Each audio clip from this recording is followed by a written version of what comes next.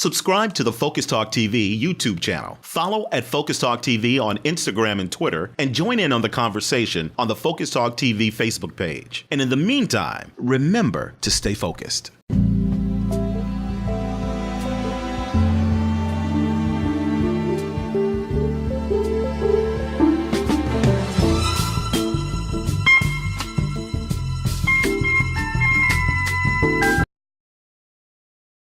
You're in tune to Chicago's most popular college music radio station.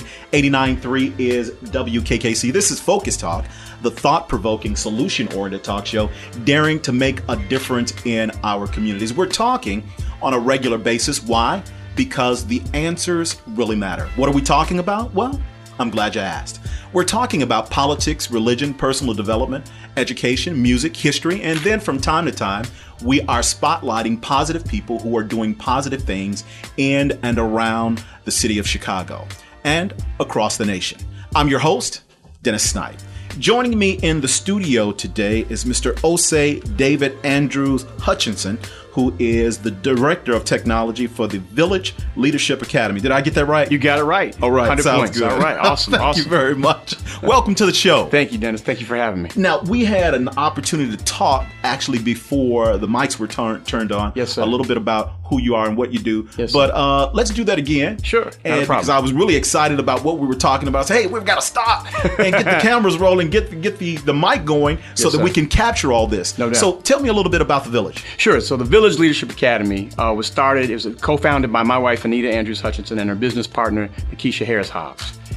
They had gotten together a few years prior to start basically a chain of daycare centers. It takes a village. Mm-hmm. And actually it was a kind of an amorphous situation where we were all coming together, my wife, her business partner, and a number of other of us coming together trying to do basically what you say your show is about, talk about solutions. How are we going to build solutions for our community? And so we had talked about daycare long time ago. We're like, okay, we got too much going on to try to do that, starting families, got kids, trying to finish degrees. But my wife and Nikisha, Anita and Nikisha got together and after a little while said, you know what, we can do this daycare. We can do a daycare. That'll make an impact. If we do a daycare that provides quality students who are prepared for kindergarten, then we've done our job. We've done great work. We've set a great foundation. So the first daycare actually was started by Nikisha's mother, Gwen Harris. And she started her first It Takes a Village. It's on the corner of Pulaski and Division. And she had been in CPS for a number of years as a nationally certified teacher, but got frustrated because she was seeing kids 6th grade, but couldn't read past 3rd grade. You know, that's an unfortunate story that we hear too often in our city and around the country. Definitely. So she went ahead and started the first daycare, got it all started up after dealing with all the drama of getting it certified and everything. Anita and Keisha said, you know, we could kind of replicate that because she has a waiting list of 90 kids because she wasn't just doing babysitting. She was doing early education. She was teaching children at 6 weeks old how to count, how to start adding 1 and 1, how to read, how to do things that we think are quote unquote higher level functions, but are really pushing the envelope around what kids are, especially our kids, our students can learn at an early age. So she went ahead and did that. Keisha and Anita, a couple years later, started the second It Takes a Village, literally down the street. And so they were up and running by about 2004, 2005, two units going together. And parents, of course, matriculated out because their kids got out of preschool or going into kindergarten. They came back and they were a little upset. They were like, y'all done messed up. They were like, what are you talking about? And they were like, well, our children are prepared for the kindergarten program at the school down the street.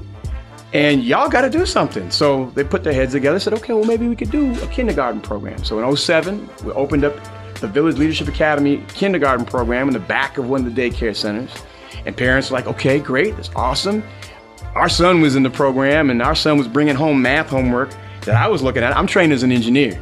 And I was looking at his math homework. I was like, oh, you're doing this in kindergarten? So I was like, okay, let's do it. So parents were coming back saying, okay, this is great. You're challenging our students. You're giving them rigorous homework.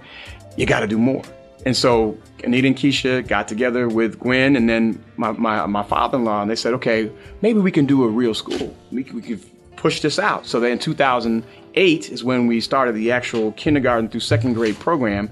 Totally different site. Actually opened up a site in the South Loop and basically made the commitment to our parents, West Side parents predominantly, we're going to continue to educate your children. If you started with us, you're going to continue with us. And we're not talking about, high tuition or anything like that. We were able to leverage some of the state programs so that they could actually pay for a quote unquote private education, but it was an education that could meet their needs.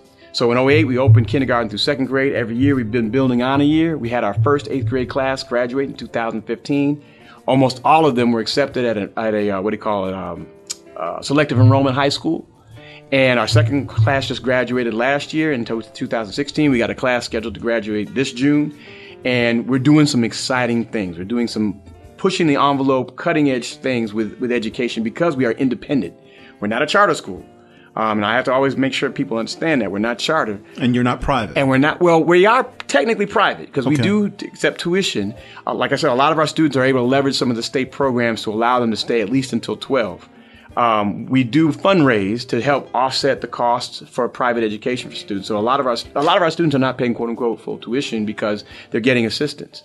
But we are private in the sense that we're not under a government agency. So we do get some government indirect funding, but we don't get funded like CPS or anything like that. Okay. So because of that, we are flexible. Because of that, we can be nimble. We can be creative. We can say, okay, what do we want to do? So like, for example, one of the things I was talking to you about before is that we started a program in 2010 called World Scholars Program. We said, well, let's make the world our classroom. Let's take our students out of the confines of the West Side or the South Side, or even our school at the South Loop, and let's go see the world and learn from it.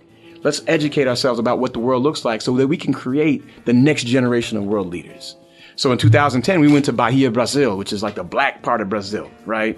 And we saw where the cobblestones in the main town of Bahia in Salvador were laid by our ancestors, black folk from Africa who laid all these stones. And we were told that for every stone you see is one African that died. And putting that together with looking at what a lot of people are familiar with now. It's called capoeira, which is an African fighting art, which was really found a new life in Brazil, right? So we went to some of these schools. We went to one major school in Salvador, and were able to learn under one of the mestres, or the mestre who had founded the school, this African fighting art, which has now become very popular in the United States. So that was our first experience, and seeing all these things and experiencing these things, learning a little bit about Brazil beforehand, but really going there and experiencing what is Brazil, what is Black Brazil, because a lot of folks don't know. Brazil has the highest population of people of African descent than outside of the continent of Africa, more than U.S. So for them to see black folk that are walking down the street in Brazil, don't speak a lick of English, but she looked like my cousin. Hey, wait a minute, what my uncle doing here? It was that type of experience to see that. So that started off our World Scholars Program in 2010. And then we took it off from there and said, okay, well, let's formulate this into a real program. So in 2011, we came up with that term, World Scholars Program. We created a framework around it, created a curriculum around it, so that we pre-educate our students before we go and say, let's talk about what are some of the issues going on in this country? What's the history of the country? What does it mean to black and brown people? What does it mean that these folks were able to struggle for their liberation, or struggle against their colonial masters, to be able to say, we are a people unto ourselves. So 2011, we really took a leap. Brazil was, people are like, we're going to Brazil with third graders, huh? And then we started at third graders. So 2011, we said, well, let's expand our horizon. We had a teacher at the time who was our French teacher. He heard about our Brazil experience. He said, okay, that's awesome. Y'all need to come to my country. He was from the Congo. He said, y'all need to come to the Congo. We were like, yeah, right, Congo, right? Sure, that's where the Rumble in the Jungle was, Muhammad Ali and George Foreman, right? And this is the home of Patrice Lumumba. So he was like, seriously, my dad wants y'all to come. My father, he's a minister in this church. It's a national church. He's like the national president. We have some connections to some of the government officials. The Minister of Education will write a formal letter of invitation for y'all. Y'all need to come to the Congo. We're like, okay, the Congo. Okay, so we started organizing, getting things together. We had a fundraiser, trying to explain to parents we're going to the Congo. And they're like, aren't they fighting in the Congo? Yeah, that's 500 miles away. And in Africa, that's like, might as well be in the next galaxy, right? So we ended up going to the Congo. We came into Kinshasa, went to this town called Gemena, which is in the bush, and it was all love. All of the folks, they were literally 500 people there waiting for us to see these people from the United States who were not white, who were African American, who were African descendants coming back home. It was emotional. I'm getting teary-eyed thinking about it because we were back home, and they accepted us back home as their long-lost cousins, their long-lost brothers and sisters. And we stayed there with them, interacted with them, had some language barriers because they either spoke, people who had been to school could speak French, but most of the folks on the ground spoke Lingala. So we had our French teacher who was translating for us, his father, his family. It was an awesome experience. And we were like, okay, we did Brazil 2010, we did this in 2011. How are we going to top that? The next year, we ended up going to the Yucatan Peninsula in Mexico to study the Maya civilization. And the guy who was our tour guide there, he was a part-time archaeologist, but he was also Maya. And when he realized and saw us and vibed with us and understood what we were doing and who we were, he started out his tour like, well, my people did this. My people built Chichen Itza, the pyramids of Chichen Itza. But then after a while, he's like, our people. That's how he became part of the family, Senor Juan. And Senor Juan hooked us up, introduced us to his family. We met his kind of play grandfather and grandmother, went to their home. Awesome experience. And every year, we've been doing this now. So that was 2012, 2013, we went to South Africa. We went to Joburg, saw Soweto, saw Mandela's home. This is right when Mandela got sick. We actually were there a week before Obama showed up. So it was kind of weird. We were trying to go see Obama when he got there. So that was 2013, 2014, we went to the Dominican Republic. Saw the DR, not on the tourist tip, but really how black and brown people have survived in the DR all this time. After 2014 was 15, we went to Panama. And Panama, if folks don't know, is a black country, right? And there are African people who were there pre-colonial and then colonial, and then were brought in to build that big thing we call the Panama Canal. We got to see that history and learn about that. And then 2016, just last year, we did what I felt was the real bold step. We went to Cuba. So we were in Cuba for about a week and a half. Down in Havana, we went to Santiago de Cuba. We also spent some time in a town called San Felipe and interacted with the people there. Cuban people were just so hospitable, so warm. And when they saw us, they're like, oh man, y'all come back. You're the cousins from up north. Thank you for coming. And to see how they've thrived, despite all the drama that the United States government has imposed upon them over the past 50 years was just awesome. And we've made a lot of good connections in all these places, in Cuba specifically, because we just came from there. And we're trying to do follow-up for all of them. So this year, we're going back home for like a lot of folks around the United States. We're going to that place a lot of people try to get to, which is Ghana. So we're going to be in Ghana in June of this year. We're landing in Accra, the capital city, but we're also going to the historic Ashanti capital of Kumasi. We're also going to go to Elamina. I think I saw some pictures of Elamina out on the wall out here. You did. Yeah. You did. So, and I know that's going to be a spiritual, emotional experience for all of us to be there, to see that door of no return, right? And to talk with some of the Twi and the Akan people there to understand what that history looks like and who we are as an African people. And that being one of the major departure points for many people on this side of the world. So that's going to be an awesome experience. We have a fundraiser coming up. I got to make a plug. Our fundraiser is coming up in April 22nd. It's going to be at the Metro Club, which is at, I can't say the Willis Tower. It's going to be at the Sears Tower, 67th floor. And we're going to be, putting out the word about what we're going to be doing in Ghana and get support for that trip. Hopefully you'll be there. Hopefully Abe will be there. And really want to make this, I don't know how we're going to do the best trip, because every trip is the best trip. But again, for these students that we usually take about 20 students, third graders on up to these different trips.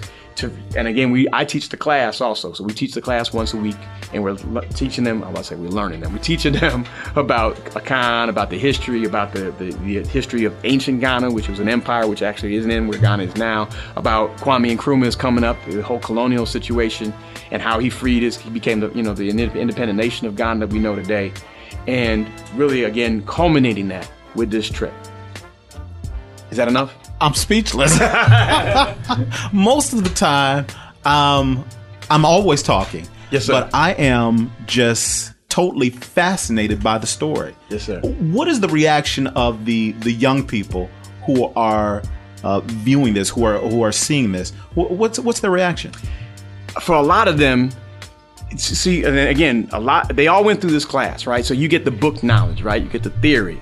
But for them to be there on the ground, to actually experience it, to interact with young people just like them, that look a lot like them, right? In every place we went, they've had interaction with young people around their same age. And to see themselves, right? To see not what CNN is putting out, not what all the other fake news, as your president says, right? But not what all these other things are going on, but really to see them and to see how people are living, to see the similarities, that the issues that folks on the Congo or the Panama or Cuba are having are similar to the issues that folks here in Chicago on the west and south side are having. And so how do we create universal solutions, right? Again, what your show is about. Close the gap. Close the gap. How do we figure out, how do we find ways to connect so that maybe some of the things that we learn how to do on the south and west side of Chicago might apply to Cuba or might apply to Ghana. And what some of the things y'all doing there might apply to what we do here. So, for example, when we were in Cuba, we went to an urban garden that was produced and put together because of the situation Cuba was in. It had been isolated from most of the world because of its decision to go socialist communist in 1959. But when the fall of the USSR and the Berlin Wall happened in the 1980s, they were totally isolated because that was their backing. So they had to find ways to eat, because they weren't getting the food that they were getting from the outside world. They had to find ways to move around. They weren't getting the oil that the USSR had been providing. So they provided real life, world-based solutions on how to do these things when there's nothing. Situation of our communities, right? How do you, so what do we see happening here? One of the things we've been talking about in the United States, and especially in Chicago and the South and West Side, is, urban gardens, right? Organic farming, but in an urban context. So they've shown us, and they were able to show our young people, this is what you can do right in your backyard. Or that vacant lot that you don't like looking at, maybe you can find a way to cultivate that and grow some vegetables for you and your family. Instead of having to go to Whole Paycheck or wherever you go to shop, you could actually go somewhere, and you can actually go next door and actually do something for your family and your community. So they see this, they actually experience this and say, okay, wow, I can do this. I can learn from my international friends now, my new international friends, and I can use these solutions back home, but then also I can be a conduit for those international friends to do some things here that maybe will help them. So for example, again, in Cuba, the students got real clear the message that we need to push to end this trade embargo. We call it a blockade. To end this silliness that's been going on for over 50 years, where we're not allowing, the United States is not allowing, along with its friends, not allowing people to trade with Cuba. And it's only the people of Cuba that are hurting from that. They're the ones that can't get access to the things that we take for granted. So our young people came back with that message. We need to stop the blockade. We need to stop it and provide some way for the Cuban people to get access to all the things that we get access to as well. So it's those types of things that they learn, the reactions that they get. Again, coming back with stories of, I like, playing with my friends. We had some fun stuff too. They like playing with their friends. We went to Dominican Republic. They actually got to play baseball with some of these young kids from the Dominican Republic who are probably going to be the next, Sammy Sosa's or whatever, because a lot of our baseball players come from Dominican Republic and Cuba, right? Right. So they got these experiences that by the time they're 18 years old, they'll have probably been on 4 continents, right? And not as a tourist, but have actually had real life experiences and learned real life leadership skills to be able to work with no matter what community that they come encounter with. Awesome. Absolutely awesome. Thank you. So what is, how can an individual get more information? Is there a website? Definitely. So we have a website for the school. It's www.VL V for Village, L for Leadership Academy, the whole word, .org. That's our website. As I mentioned, we do have this fundraiser coming up April 22nd. We will be selling tickets. We will be trying to get everybody out of as many people we can fit into the Metro Club on April 22nd. That's a great way to support us. We definitely have programs for example, for college students to do volunteer hours, for high school students to do volunteer hours. We have a number of strategic partnerships with a number of organizations, the city colleges through ABE, definitely. We also are doing what we call, and I would be in trouble if I didn't mention this, we do what we call GRCs, grassroots campaigns, where young people, starting in kindergarten, sit down with their teacher and they say, what are some of the problems in our community? And they talk about that and they say, well, what can we do to solve them? So they actually are putting together concrete plans to solve community issues and problems, and we call them the GRCs. And we always are looking for support for those things as well. Okay. All right. Give us that website again. Sure. The website is www.v as in Victor, or as village, V as in village, L as in leadership, VL Academy, academy.org, VLacademy.org. And also, you could always call the school. Phone number of the school is 312-675-0056. Can I make one note also real quick? Please. I just have to say, one of the partners organizations that we work with is called Assata's Daughters. And unfortunately, a young lady from Assata's Daughters was shot this weekend. His name is Takia Holmes, and she is literally struggling for her life. And so I want to make sure I do a shout out for Takia and Takia's family.